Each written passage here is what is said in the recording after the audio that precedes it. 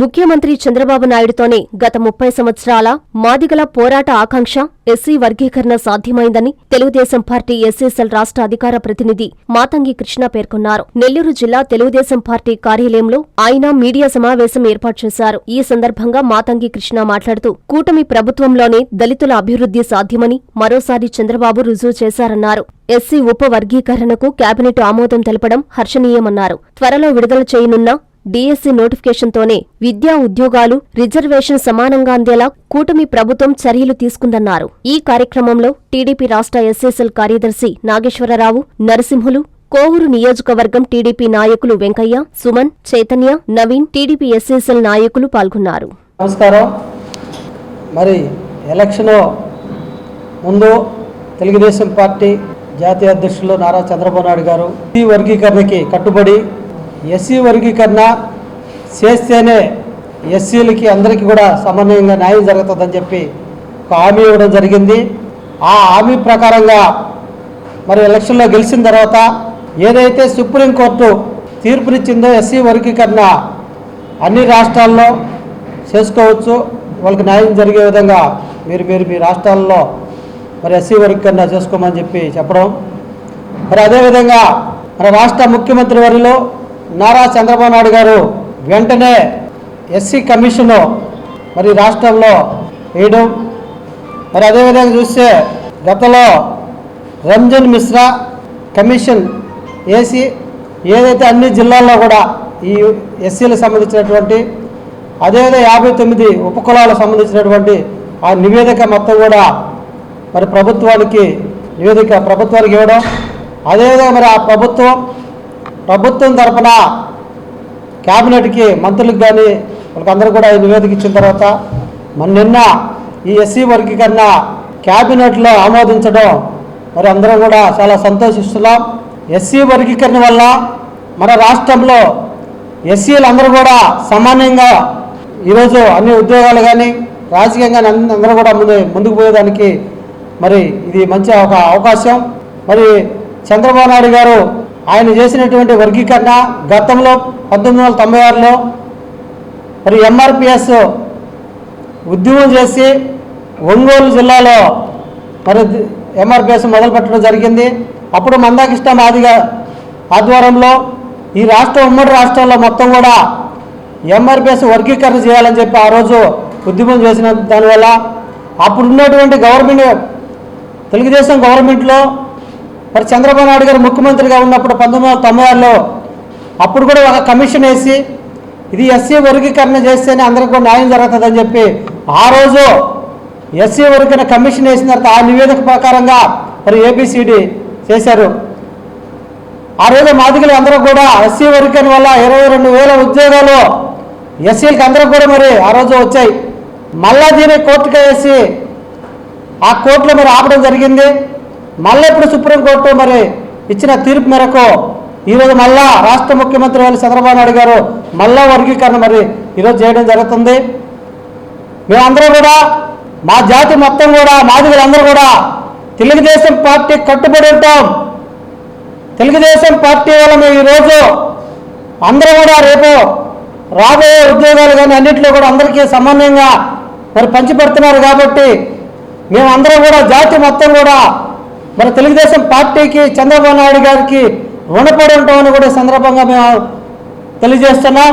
మరి అదేవిధంగా మరి ఉపకులాలకు కూడా మరి అన్నీ కూడా ఈరోజు మరి గ్రూప్ 1లో కూడా రేపు విడుదల చేయనున్న డిఎస్సీ నోటిఫికేషన్తో విద్యా ఉద్యోగాల రిజర్వేషన్ సమానంగా అందేలా కూటమి ప్రభుత్వం చర్యలు కూడా తీసుకుంటుంది. రేపు రాబోయే డిఎస్సీ మరి దీంట్లో కూడాను అదేవిధంగా చూస్తే మరి గ్రూప్ 1లో ఉపకులాలకు 12 ఉపకులాలకు 1% గ్రూపు, రెండవది చూస్తే 18 ఉపకులాలకు 6.5% ఇవ్వడం జరిగింది. మూడో గ్రూపు తీసుకుంటే 29 ఉపకులాలకు 7% రిజర్వేషన్ అమలయ్యేలా ఆమోదం తెలిపింది. మరి అందరూ కూడా సమానంగా రావాలని చెప్పేసి ఆమోదం కూడా తెలపడం జరిగింది. మరి అదేవిధంగా చూస్తే 59 కులాలకు ఉపకులాలు ఉమ్మడి ఆంధ్రప్రదేశ్లో కూడా షెడ్యూల్ మీద కులాలుగా గుర్తించారు ఆ రోజుల్లో. మరి అన్నీ కూడా మరి రోస్టర్ పాయింట్ తీసుకుంటే 200 పాయింట్ల విభాగం తీసుకున్నాం. దీని ప్రకారంగా 100 పోస్టుల్లో రెల్లి ఉపకులాలకు మరి 1%, మాదిగ ఉపకులాలకు 6, మాల ఉపకులాలకు మరి 8 చొప్పున పోస్టులు వస్తాయి. మరి అదేవిధంగా రెండో విడతలో చూసుకుంటే 100 పోస్టులకు రెల్లి ఉపకులాలకు 1, మాదిగ ఉపకులాలకు 7, అదేవిధంగా మాల ఉపకులాలకి 7 చొప్పున పోస్టులు వస్తాయి. దీనివల్ల రోస్టర్లో అందరూ కూడా న్యాయం జరుగుతుంది.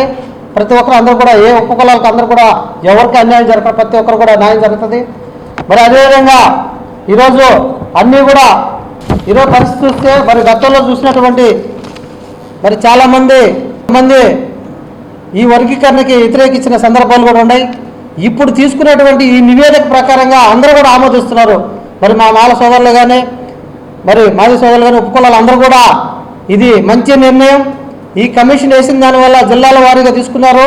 మరి ఇప్పుడు తీసుకుంటే రాష్ట్రం వారీగా తీసుకొని అంటే జనాభా 2011 జనాభా లెక్కలో ఈ రాష్ట్ర ప్రకారంగా తీసుకుంటున్నారు.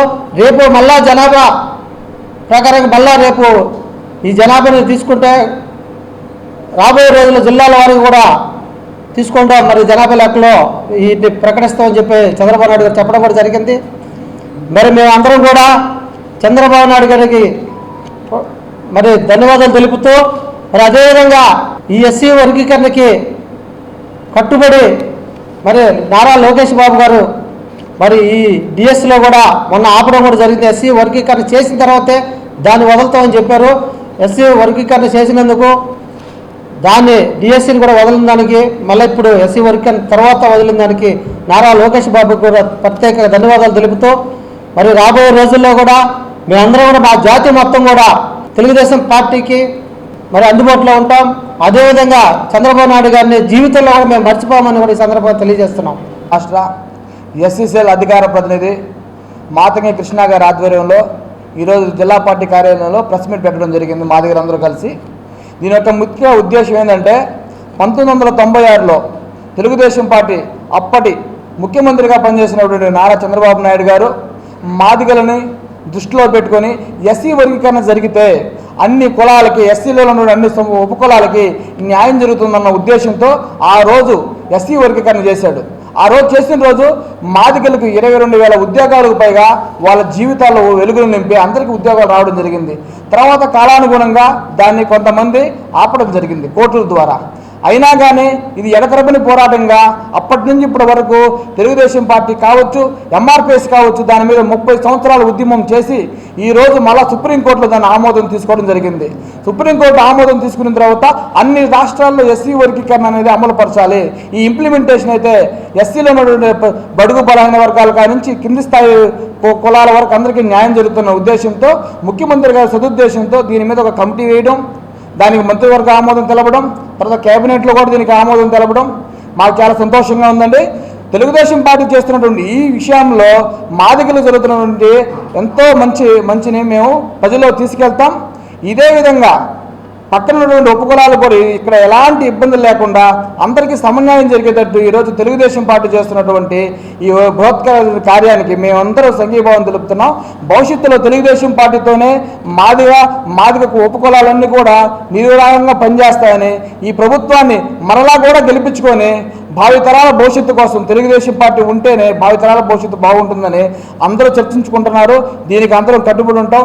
ఈ అవకాశాన్ని ఇచ్చినటువంటి చంద్రబాబు నాయుడు గారికి కానీ నారా లోకేష్ గారికి కానీ మేమందరం మాదిగ జాతి ఉపకులాలందరం కూడా ధన్యవాదాలు తెలియపరుచుకుంటున్నాం. ఆర్పి నాగేశ్వరరావు, స్టేట్ ఎస్ఎస్ఎల్ సెక్రటరీని. ఈరోజు వర్గీకరణ చేసిన దానికి మేము మాదిగ జాతి తరఫున కృతజ్ఞతలు తెలుపుతున్నాం. నారా చంద్రబాబు నాయుడికి, నారా లోకేష్ గారికి, కూటమి ప్రభుత్వానికి. వర్గీకరణ వచ్చింది. రాబో పంచాయతీ ఎన్నికల్లో కానీ మున్సిపాలిటీ ఎన్నికల్లో కానీ సమన్వయం చేస్తారని చెప్పి నారా చంద్రబాబు నాయుడు గారిని, అందరినీ మాకు వర్గీకరణ కలిగించిన నారా లోకేష్ గారిని, సుప్రీంకోర్టు మాకు ఇచ్చిన వాళ్ళందరికీ కృతజ్ఞతలు తెలుపుకుంటాము. రాబోయే ఎలక్షన్లలో మాకు సమన్వయం చేయాలని చెప్పి మేమందరం మాదిగ జాతి తరఫున కోరుకుంటున్నాం. Hi Nilor, please subscribe to N3 TV. JEE main 2025 session 1 లో నారాయణ వైల్డ్ ఫైర్ 300కు 300 మార్కులతో పాటు 5గురు నారాయణ విద్యార్థులకి 100%. దేశవ్యాప్తంగా 14 మంది 100% సాధించగా వారిలో 5గురు నారాయణ విద్యార్థులే. 8 రాష్ట్రాల్లో స్టేట్ టాపర్స్ నారాయణ స్టూడెంట్సే. అప్పటికీ ఇప్పటికీ ఎప్పటికీ జేఈఈలో ఆల్వేస్ నంబర్ 1 నారాయణే. పోటీలో ఎందరున్నా నారాయణ తగ్గేదేలే.